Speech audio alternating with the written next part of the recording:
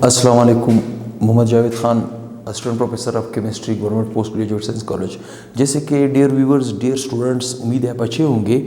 मैंने जैसे वादा किया था आपके साथ कि अब छोटे छोटे न्यूमेरिकल में आपको सिखाऊंगा और बाद में इसको स्टोक्योमेट्रिक कैलकुलेशन में चेंज कर दूंगा। ठीक, जब तक आपकी ये छोटे छोटे न्यूमेरिकल्स क्लियर नहीं होंगे आप स्टोक्योमेट्रिक कैलकुलेशन को टच भी नहीं कर सकते। लिहाजा आपने इन न्यूमेरिकल्स को बड़े गौर से देखना है। मेरी वीडियो के साथ बने रहें। मैं आपके लिए स्टोक्योमेट्री बहुत ही आसान करने वाला हूँ। जैसे हमने मोल के कॉन्सेप्ट को समझा, मोलर मास को समझा, एवोगैड्रो नंबर को समझा, मोलर वॉल्यूम को समझा, अब उन्हीं लेक्चर्स के दौरान मैंने कुछ मोल को निकालने के फार्मूले भी सिखाए थे।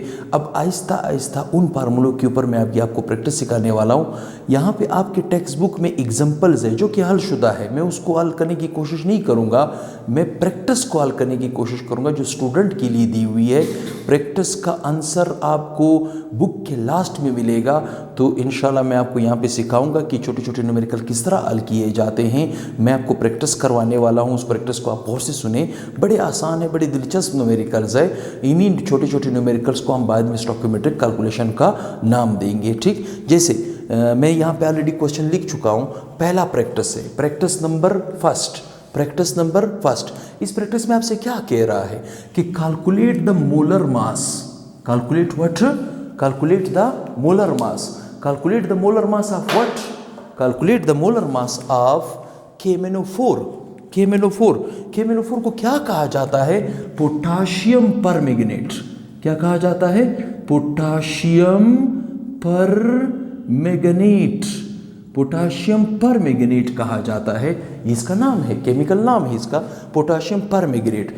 असल में ये मॉलिक्यूल नहीं, फार्मूला है। अब ये कह रहे हैं कि इसका मोलर मास निकालें।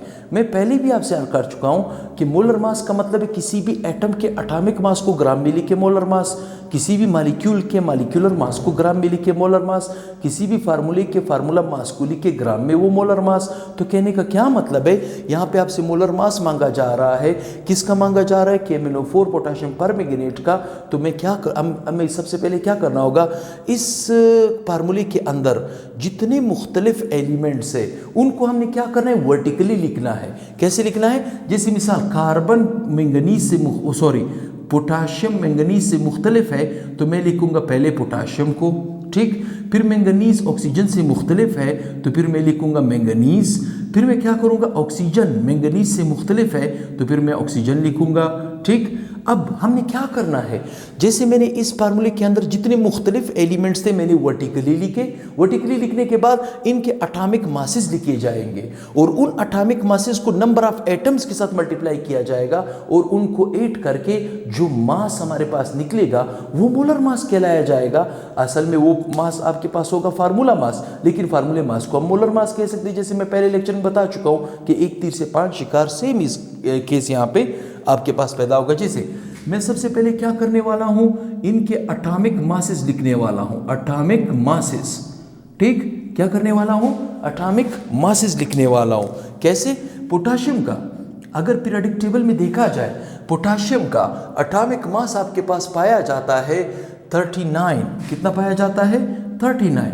पोटाशियम का एटॉमिक मास है 39। मैंगनीज का एटॉमिक मास है 55 और ऑक्सीजन का एटॉमिक मास है 16। आपने और कुछ नहीं करना है, सारे मुख्तलिफ एलिमेंट आपने वर्टिकली लिखे, उनके बाद उनके एटॉमिक मासेस लिखे। एटॉमिक मासेस लिखने के बाद आप उनको मल्टीप्लाई करेंगे। आप उनको मल्टीप्लाई करेंगे किसके साथ? इस फार्मूले के अंदर पोटाशियम की जितने एटम है, मैंगनीज की जितने एटम है, ऑक्सीजन की जितने एटम है, आपने इनको मल्टीप्लाई करना है नंबर ऑफ एटम्स के साथ। किसके साथ? नंबर ऑफ एटम्स के साथ। कैसे? जैसे KMnO4 में पोटाशियम के नीचे कुछ भी नहीं लिखा है, इसका मतलब ये एक एटम है, तो मैंने 39 को 1 के साथ मल्टीप्लाई करना है। ठीक, फिर मैंने मैंगनीज के नीचे कुछ भी नहीं लिखा है, इसका मतलब मैंने इसको भी 1 के साथ मल्टीप्लाई करना है। और ऑक्सीजन के नीचे लिखा है 4, इसका मतलब ऑक्सीजन के 4 एटम है, तो मैंने इसको 4 के साथ मल्टीप्लाई करना है। जब मैं 39 इंटू 1, आपके पास आंसर क्या आएगा? 39। 55 इंटू 1 आपके पास क्या आएगा? 55। और 16 को अगर मैं 4 के साथ मल्टीप्लाई करूंगा तो आपके पास क्या आएगा? 64। आपके पास ये जो वैल्यू आई है इस वैल्यू को आपने क्या करना है, आखिर में जमा करना है। कहने का क्या मतलब है कि मुख्तलिफ एलिमेंट लिखे वर्टिकली, उनके बाद उनके एटॉमिक मासेस लिखे और उनके बाद उनके नंबर ऑफ एटम्स लिखें, उनको मल्टीप्लाई करें। इनको क्या करें, मल्टीप्लाई करें। मल्टीप्लाई करने के बाद जो आंसर आपके पास आएगा आपने उनको जमा करना है। ऐसा क्यों करते हैं हम, क्योंकि मोलर मास आपके पास एडिटिव प्रॉपर्टी है। उनका लास्ट में आंसर क्या होता है, 8। जैसे मैं भी इसको 8 करने वाला हूँ, ठीक, कैसे 8 करने वाला हूँ, देखिए 9 एंड 9, ये आपके पास कितने हो जाएंगे, 18 एक हासिल, ठीक। ये हो जाएंगे 8 और 6, ये आपके पास बन जाएंगे 14 और 1 15। तो कितना आया 158। मैंने इसके साथ और कुछ भी नहीं करना है, मैंने इसके साथ लिखना है ग्राम पर मोल, ठीक। क्या लिखना है, ग्राम पर मोल। असल में मैंने यहाँ पे लिया फार्मूला यूनिट। क्या लिया, फार्मूला यूनिट। ये जो मेरे पास वैल्यू निकली है, ये वैल्यू कहलाई जाती है फार्मूला मास कहलाई जाती है। और इसी फार्मूले मास को हम बड़े प्यार से मोलर मास कहते हैं। क्या कहते हैं, मोलर मास कहते हैं। यह आपका पहला प्रैक्टिस है टेक्स्ट बुक में, जिसको मैंने लिखा है प्रैक्टिस नंबर 1। Practice number 1। अब आए प्रैक्टिस नंबर 2 की तरफ। प्रैक्टिस नंबर 2 की तरफ। प्रैक्टिस नंबर 2 में क्या कह रहा है आपसे, ठीक। प्रैक्टिस नंबर 2 में क्या कह रहा है, the given mass of KClO4, ठीक, KCl4। ये KCl4 क्या है आपके पास, KClO3।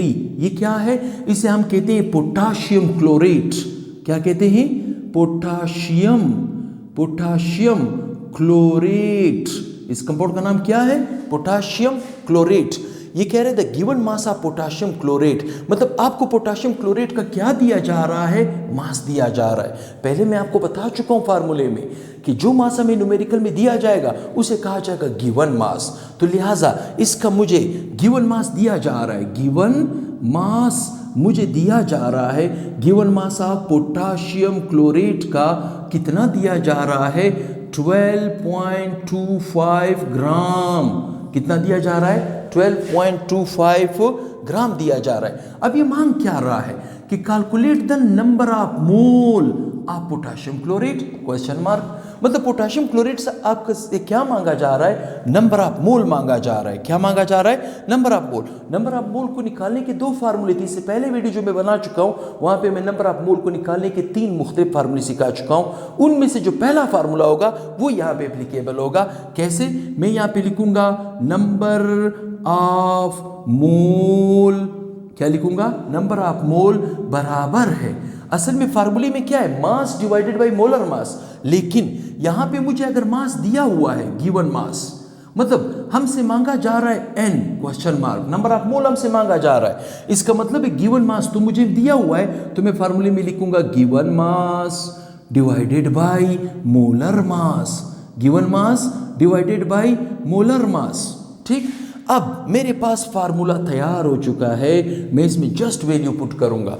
जैसे मैं पहले बता चुका हूं, नंबर ऑफ मोल के लिए हम इस्तेमाल करेंगे n, छोटा n। गिवन मास के लिए हम शॉर्टकट इस्तेमाल करेंगे G.m divided by molar mass के लिए हम इस्तेमाल करेंगे M.m। अब ये फार्मूला तैयार हो चुका है, जस्ट मैंने इसमें वैल्यू पुट करनी है तो आपके पास नंबर ऑफ मोल निकल आएगा। नंबर ऑफ मोल आपके पास निकल आएगा। लेकिन कैसे, अब देखिए यहाँ पे कैसे निकल आएगा, उस वक्त निकलेगा। देखें मेरे पास गिवन मास तो उसने मुझे दिया है, कितना दिया है, 12.25 ग्राम। क्या उसने मुझे मोलर मास दिया है, नो। लेकिन मोलर मास निकालने का भी मैंने आपको तरीका सिखाया, ठीक। तो मैं पोटाशियम क्लोरेट का क्या करूंगा, मोलर मास निकालूंगा। पोटाशियम क्लोरेट का मैं क्या करूंगा, मोलर मास निकालूंगा। इसमें मुख्तलिफ एलिमेंटों को मैं क्या करूंगा, वर्टिकली लिखूंगा। पोटाशियम लिखूंगा, क्लोरीन लिखूंगा, ऑक्सीजन लिखूंगा। पोटाशियम का 39 एटॉमिक मास है, क्लोरीन का 35.5 है और ऑक्सीजन का 16 है। इसे मैं मल्टीप्लाई करूंगा एटम की तादाद के साथ। पोटाशियम क्लोरेट के अंदर पोटाशियम 1 है, क्लोरीन 1 है और ऑक्सीजन है 3, ठीक। तो आपके पास आंसर आ जाएगा 39, यह आ जाएगा 35.5.0, यह आपके पास 16 को 3 के साथ आप मल्टीप्लाई करेंगे 48.0, ये बन जाएगा 5, ठीक है। ठीक है, ये क्या बन जाएगा 5, 9 को 5 और 8 के साथ जमा करेंगे तो क्या बनेगा, ये बन जाएगा 14, 14 और 8 22, 2 हासिल, ठीक, कितने हासिल है, 2 हासिल हो जाएगा, ये हो जाएगा 6 और 4 10 और 2 12, कितना हो जाएगा 12। आपके पास आंसर क्या आया, 122.5 ग्राम पर मोल। ये क्या है, ये मोलर मास है, तो इस वैल्यू को मैं यहाँ पे पुट कर दूंगा, मोलर मास की जगह क्या पुट कर दूंगा, 122.5 ग्राम पर मोल, एन की वैल्यू निकल आएगी। अब हमने क्या करना है, इस ग्राम को ग्राम से काटना है, ये नोमिनेटर ये डिनोमिनेटर, डिनोमिनेटर का डिनोमिनेटर ऊपर आके क्या बन जाएगा, नोमिनेटर, क्या बन जाएगा, ये छोटा सा मैथमेटिक्स आपको आना चाहिए। अब अगर ये वैल्यू मेरे पास आई है तो मैं इसे बिल्कुल आसानी से हल कर सकता हूँ कि 12.25 डिवाइडेड बाई 122.5, ये आपके पास आंसर आएगा 0.01। इसका मतलब है अगर पोटाशियम क्लोरेट का आपको 12.25 ग्राम मास दिया जाए तो इसका मतलब है कि एक्चुअली वो कितने मोल है, 0.1 मोल है। कितने मोल है, 0.1। अब आते हैं तीसरी प्रैक्टिस की तरफ, ठीक, आसान प्रैक्टिस है, कोई इशू नहीं है।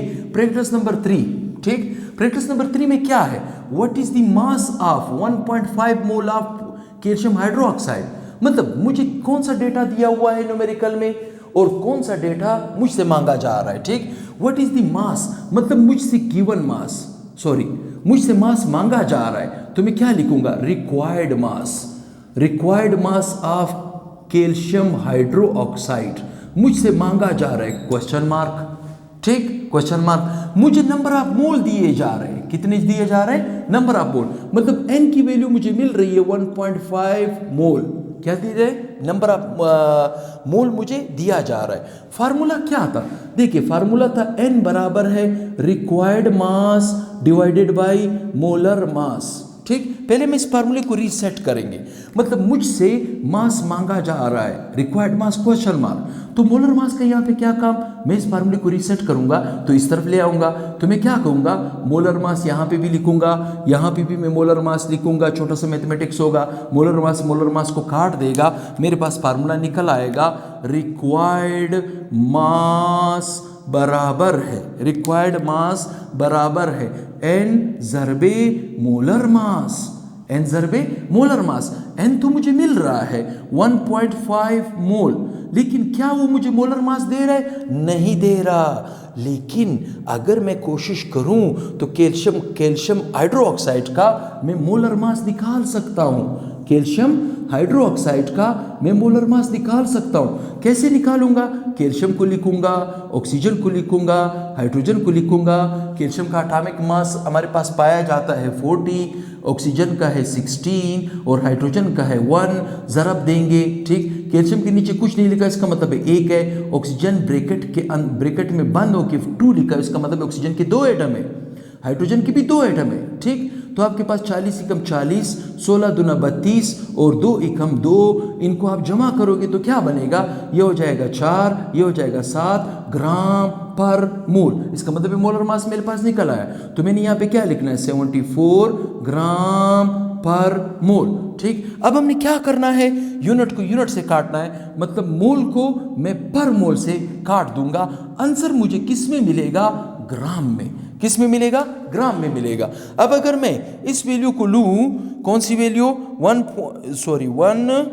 1.5 मल्टीप्लाई बाई 74, ये मेरे पास बनेगा 111 ग्राम, 111 मतलब 111 ग्राम इसका रिक्वायर्ड मास निकल आएगा।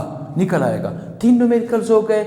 अब मैं और न्यूमेरिकल्स की तरफ जा रहा हूँ, ठीक। अब मैं और न्यूमेरिकल्स की तरफ जा रहा हूँ, ठीक। टॉपिक